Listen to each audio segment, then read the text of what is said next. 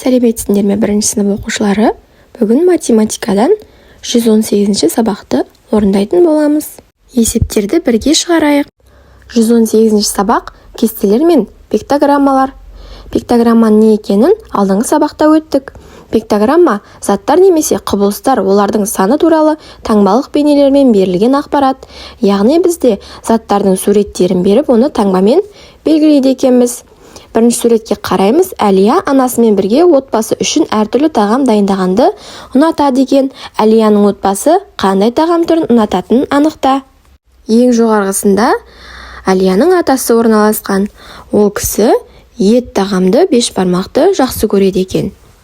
Міне бізде қоңыр түспен белгіленген ет тағам астында тұр, және ең үстінде атаға дейін қоңырмен бейнеленген. Басқа тағамдарда белгі жоқ, сондықтан басқа тағамдар атаға ұнамайды екен. Келесі әжесі. Әжесіне де сондай, тек ет тағам ұнайды екен. Келесі Әлияның әкесі. Әкесіне тауық еттері және де ет тағам бешбармақ ұнайды екен. Келесі Әлияның анасына ботқа ұнайды, тауық еті ұнайды және бешбармақ ұнайды. Және Әлияның ағасына тауық еті, ботқа, сорпа ұнайды екен. Және ет тағам ұнайды екен. Ол ет тағам бешбармақ. Келесі Әлияның өзіне қандай тамақ ұнайды екен? Біріншіде ботқа, ботқа ұнайды екен Әлияға. Екіншісінде тауық еті Әлияға ұнайды екен, сорпа ұнайды екен Әлияға, бешбармақ ұнайды екен Әлияға, және де балық ұнайды екен. Байқадыңдар ма балалар? Отбасы мүшелерінің барлығы еттен жасалған бешбармақты жақсы көреді екен. Барлығына ұнайды екен. Және де Әлияның өзіне осы жерде берілген барлық тағам түрлері ұнайды екен. Жарайсыңдар балалар, бұл бізде пиктограмма екен. Келесі мәтін және кесте бойынша пиктограмма құр. Әлия алманы, алмұртты, қара өрікті жақсы көретінін айтты. Сырым қара өрік пен алманы жақсы көреді. Сәуле тек алманы жақсы көреді екен. Бізде кестеге беріпті. Сырым қара өрік алманы жақсы көреді, алмұртты ұнатпайды. Әлия қара өрік, алманы және алмұртты барлығын жақсы көреді екен. Ал Сәуле болса тек алманы ғана жақсы көреді екен. Енді осы есепке байланысты пиктограмма құрамыз.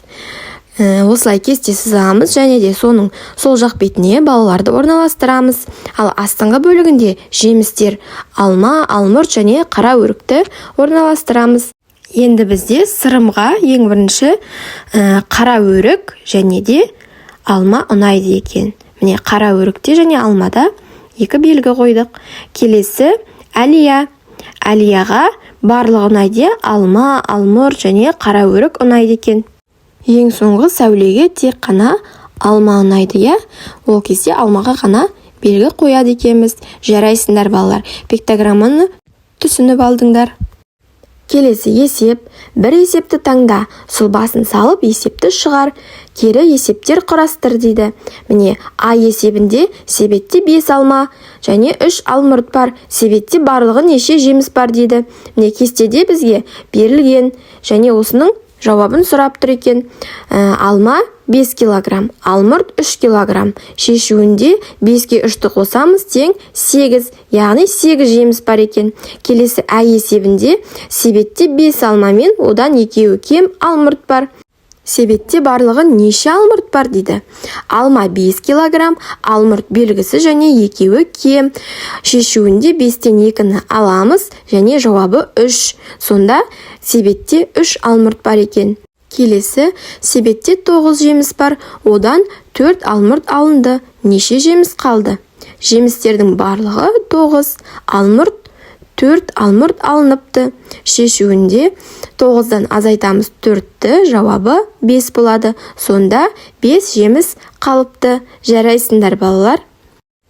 Келесі әрбір топтағы заттар қандай белгі бойынша топталған дейді. Балалар бірінші топқа қараймыз, екінші топқа қараймыз, үшінші топқа қараймыз, төртінші топқа қараймыз. Бұл жерде бізге ненің суреттерін берген? Жақсы, бірінші суретке қараймыз. Бізге нанның суреттерін беріпті. Әртүрлі нандар, яғни бұлар нан өнімдері болады екен. Келесі екінші суретте шарлар, сыйлықтар беріліпті. бұл сыйлықтар деп айтсақ болады. Үшінші суретте доп, әртүрлі балалардың ойыншықтарын беріпті.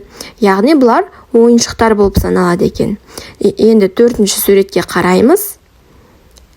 Фигуралар, үшбұрышқа ұқсайтын немесе конусқа ұқсайтын фигуралар.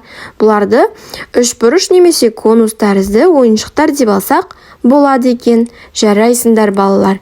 Бүгінге сабақ аяқталды. Сау болыңдар.